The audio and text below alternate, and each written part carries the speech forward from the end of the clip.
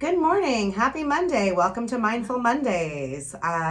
Lindsay Culver. Adrienne Butzer, and we're going to talk about routine this morning. You know, routine makes things easier, but also a lot more productive.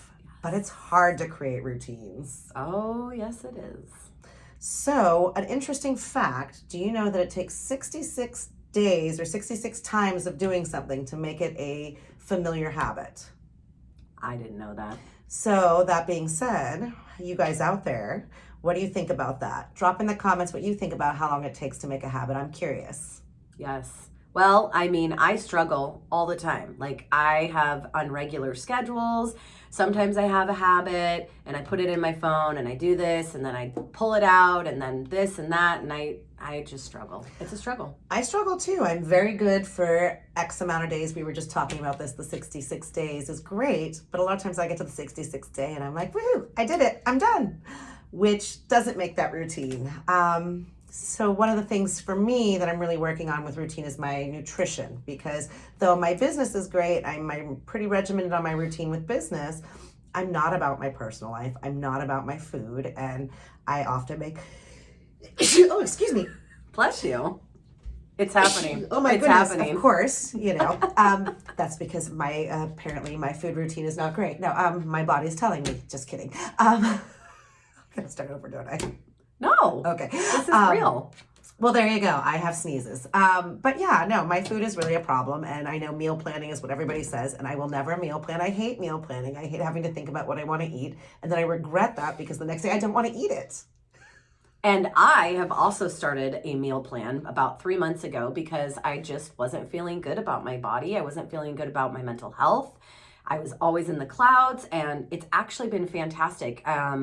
It's called Optavia, and it's just kind of helps. You know, you have you have 5 meals plus you get to eat one regular meal. But it's not really always about that. It's about the mindset that's kind of come from it, right? Like, I'm more disciplined in my job.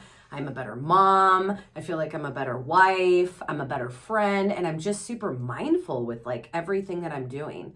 And that's powerful, right? Like, that's just so amazing. So how do you feel about that routine, like after, or do you forever take it like this? Do you have forever eat it like this? Great question. So I feel like it's like a lifestyle change, right? It's not a diet. It's not that. So you eventually you modify it, right? Because the whole thing is you can't live off of this stuff plus the one meal. So you have to like retrain your mind. Like, every time you're eating, is this good for me? Is this a great decision? What am I putting in my mouth, right? Like, I have the control. Like, that's the one thing. What can we control? Ourselves, right? Yeah. So I'm like, is this a good decision? And then if I decide to eat something that maybe isn't, I'm not going to shame myself. Oh, no. I'm not going to shame myself. I'm going to own it and say, this is what I wanted to do. I'm happy to do this and I'm okay with this. And I think that's really important for us to own that, you know? Absolutely. And I can see how that would affect business, because as you learn to own things, you learn to own also the things in your business that you maybe aren't doing or that you should be doing differently.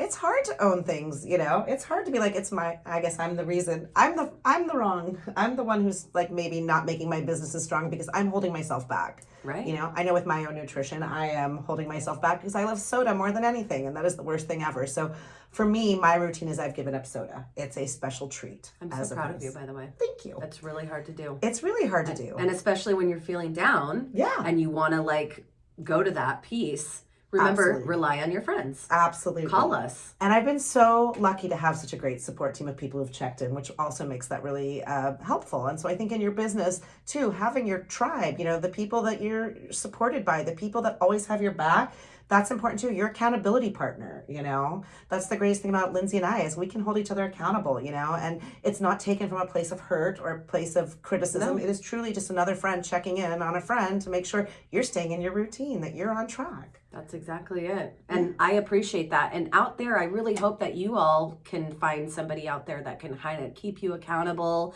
You know, what are you doing for your accountability? Are you time blocking on your cell phone? You know, what are you doing to kind of make sure you're hitting your goals? Not dreams, goals, right? Goals are measurable. Absolutely. Dreams are great.